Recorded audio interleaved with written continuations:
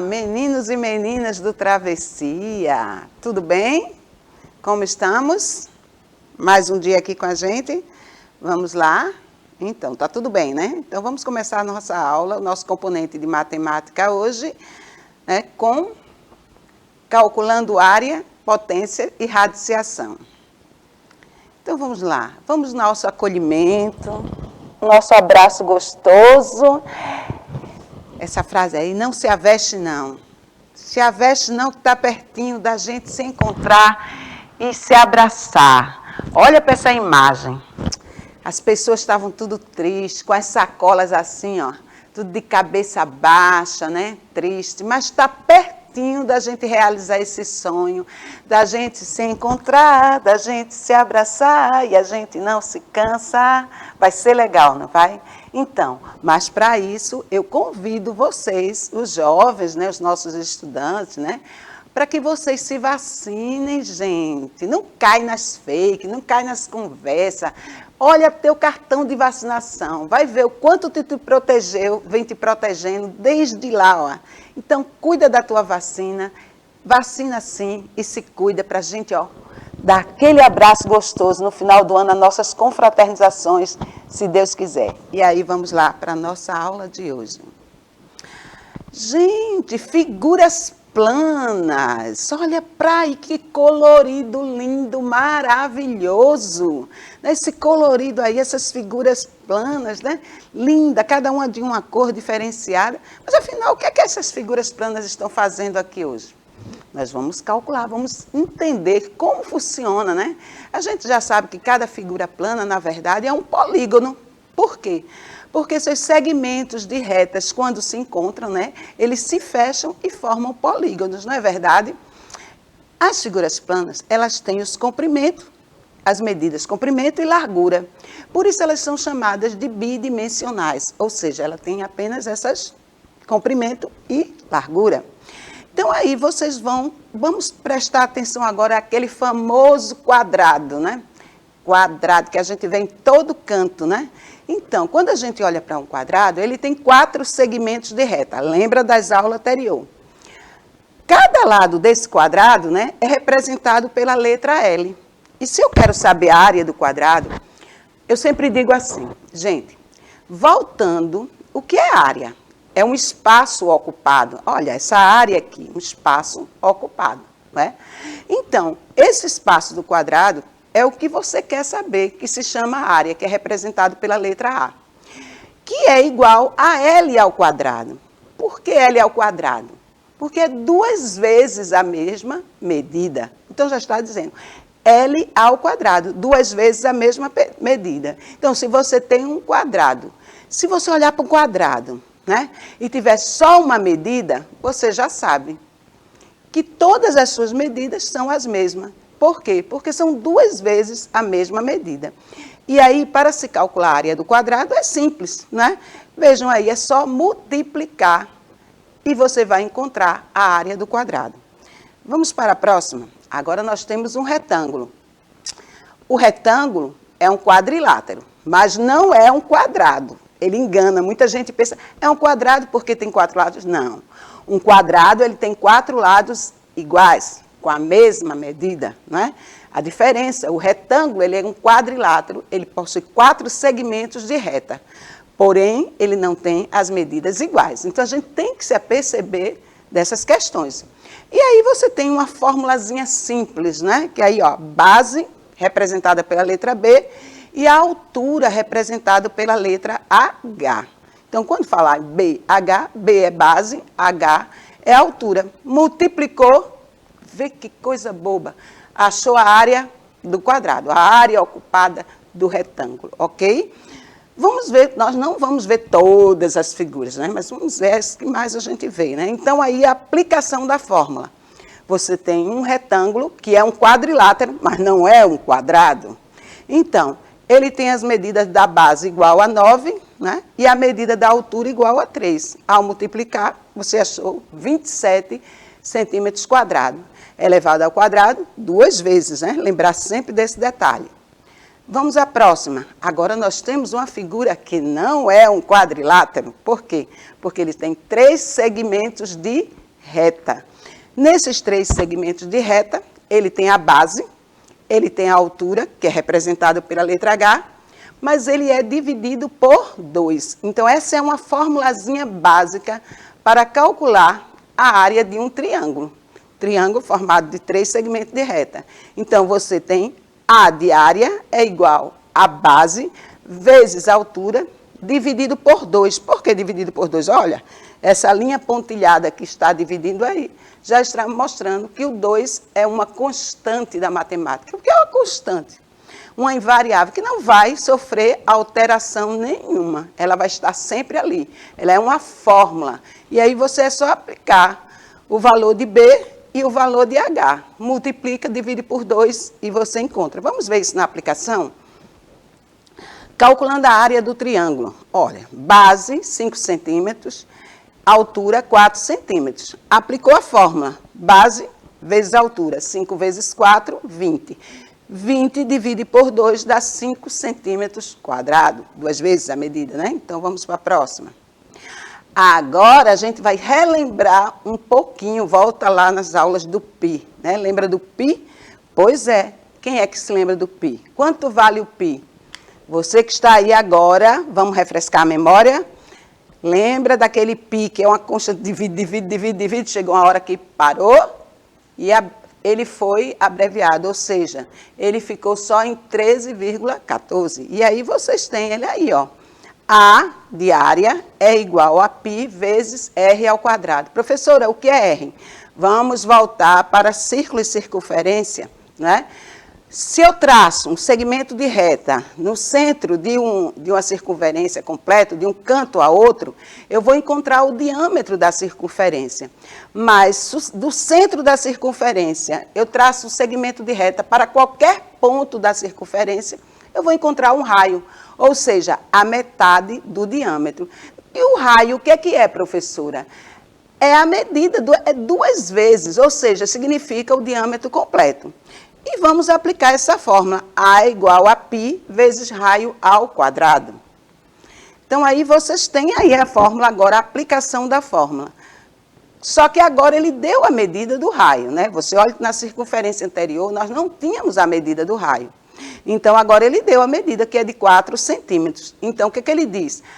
A de área é igual a π, né, que é 3,14, né, de uma abreviação, porque se você continuar dividindo esse número, ele vai até o infinito. Então, π vezes r ao quadrado. Quem é r? É o raio, ao quadrado. Então, 4. 4 ao quadrado, quanto é que dá? 4 vezes ele mesmo. É 2 vezes a mesma medida. 16 centímetros ao quadrado. E quando você multiplica 3,14, o valor de π, pela medida do raio, você encontra o valor que ele encontrou aí. Qual é a área desse círculo, dessa circunferência? 50,24 centímetros quadrados. Até aí alguma dúvida, gente? Eu sei que o tempo é pouco, mas se vocês refletirem e voltarem essa aula novamente, vocês vão perceber. E voltarem à aula anterior, não vai ter dúvida nenhuma. Substituir fórmula é a coisa mais fácil que tem.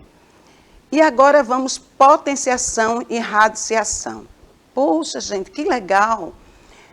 Tão fácil, né? Veja bem, primeiro vamos olhar o que é o radical. Esse símbolo aí, ó, o Vzinho fazendo assim, ó, e puxando uma perninha, né? O A, que está dentro do espaço da raiz, ele é chamado de radicando. E o N, que está dentro do V, se chama de índice. E esse N, ele sofre alterações, dependendo de cada situação que for resolvida, de que for pedida, não é? Pode ser 2, quando ele não tem nenhum valor, a gente já sabe que é 2, mas se tiver outro valor, aí vai haver uma interferência, né? Vamos aqui. Raiz quadrada de um número qualquer, um número natural qualquer, não é? Então, é uma operação inversa à potenciação. Vamos pensar aqui. Antes de ir para o exemplo, vamos pensar aqui. A raiz de 4 é 2, porque 2 vezes 2 é igual a 4. A raiz de 16 é 4, porque 4 vezes 4 é 16. A raiz de 64 é 8, porque 8 vezes 8 é 64. Ou seja, quando ele diz aqui que a radiciação é a operação matemática inversa à potenciação, ele está mentindo? Não, é o inverso realmente, assim como a divisão é o inverso da multiplicação, como a adição é o inverso da subtração. Então, aí vocês têm 4 elevado à segunda potência, ou ao quadrado. Presta atenção, 4 é a base. Olha bem para o exemplo aqui na tela. 4 é a base. O número que está acima é chamado de expoente, ou seja, significa que aquela base vai se repetir a quantidade de vezes do número que estiver no expoente. Se tiver 3, 4, 5, então aquela base vai se repetir tantas vezes o número daquele expoente estiver ali. Então, nesse caso aí, nós temos 4 elevado ao quadrado ou à segunda potência. Significa 2 vezes esse valor, porque é 2 que está lá em cima. Então, você vai, quem é a base? 4. Quem é o expoente? 2. Significa que 4, multiplicado por ele mesmo, né, vai dar 16, que é o resultado chamado de potência. Vamos pensar agora. 6 vezes 6, 36. Então, qual a raiz de 36? 6. A base é 6, elevado ao quadrado é o expoente. Vamos aqui ao outro exemplo aqui. E aí tem uns exemplos, umas regrazinhas que ao longo do tempo vocês também vão trabalhar muito com essas regras. Quando o expoente tem uma adição, uma subtração, isso lá mais na frente um pouquinho. Por enquanto vamos deter a essa parte. Vamos lá. Eu tenho 4 elevado ao quadrado, significa 4 multiplicado por ele mesmo 2 vezes, que a gente já viu no exemplo anterior. Agora eu tenho 2 elevado à terceira potência ou ao cubo. A gente associa muito. Por que a gente associa ao objeto, à figura geométrica do cubo? Porque o cubo, ele não é como uma figura plana, que tem apenas o comprimento e a largura, né? E a gente está falando de volume, então a gente tem 3 medidas, ele passa a ser uma figura tridimensional. Por exemplo, você olha para uma caixa de sapato, né? Então, você vê que você não só olha o que você está vendo na sua frente, aquele retângulo, né? Você tem que olhar em tudo que há à volta, por trás daquela figura, né? Aí você vai entender que ali existe realmente um volume, um espaço, existem outras arestas, existem outras faces, não é? Então, vamos lá. 2 elevado à terceira ou ao cubo significa 3 vezes a mesma medida, ou seja, 2 elevado à terceira potência ou ao cubo, é 2 vezes 2 vezes 2, que dá quanto? 8. 2 vezes 2, 4. 4 vezes 2, 8. Então, significa dizer que 2 elevado à terceira potência é igual a 8. Depois, a gente tem 35 elevado a 0. Isso aí é uma regrinha básica, tá? Qualquer número, por maior ou menor que seja, elevado a 0 é igual a 1. Não se preocupe mais com isso. Elevou o expoente, foi 0, resultado é 1. E 7 elevado a 1, professora? Qualquer número elevado a 1 é 7. Porque você não tem nem o que multiplicar. Você vai, 1.000 elevado a 1 vai ser 1.000. 800 elevado a 1 vai ser 800. Ok? Atentar para essas regrinhas, tá? Então, vamos à próxima. Poxa, não está passando, não. Passou? Agora, eita, voltou. Voltou demais. Pronto, agora eu vou voltar. Agora foi. Pronto, foi só uma.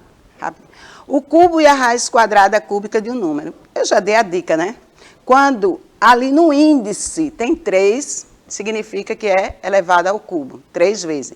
Se não tiver nenhum valor, é 2. E se em outra situação pedir outro valor, na questão que vai ser anunciada para você, vai pedir. Tá certo? Vamos para a próxima. Aí vocês têm a dimensão de um cubo, que a gente falou para vocês antes. O cubo ele é formado de 3 medidas, né? Preste atenção. Nós temos a altura, nós temos o comprimento e temos a largura, né? A largura. Então, olhe para o cubo e só em você olhar para o cubo, você já vê que ele é uma figura tridimensional. Vamos à próxima. E agora eu vou deixar essa atividade para vocês aí, que é um exercício de aprendizagem. Veja que tem alguém de cabeça para baixo tentando entender. Quantos quadrados você pode encontrar nessa figura? Gente, isso é desafio, tá? Desafio mesmo. Vamos lá, olha com olhos bem atentos. Aí você tem essa quantidade de palitos, você pode fazer em casa com palitos de fósforo, palito de picolé, palito de dente, tá? Só que você tem que ter cuidado. Movendo apenas 2 palitos, transforme esses 3 quadrados em 4 retângulos de mesma medida. Lembra-se de retângulo, que a gente aprendeu lá na frente, só que aí você só pode mexer em 2 palitos para formar 2 retângulos da mesma medida. Tem que pensar, tá? Pensa aí, eu vou estar aí com vocês, tá certo? E agora o desafio maior. Quantos triângulos você consegue ver nessa figura? Eu deixei uma dica aí embaixo para vocês. Se você passar de 40, você é fera. Comente essa aula com seus professores, com seus colegas, com seus amigos, tá certo? E um beijo, até a próxima, se Deus quiser. Fui!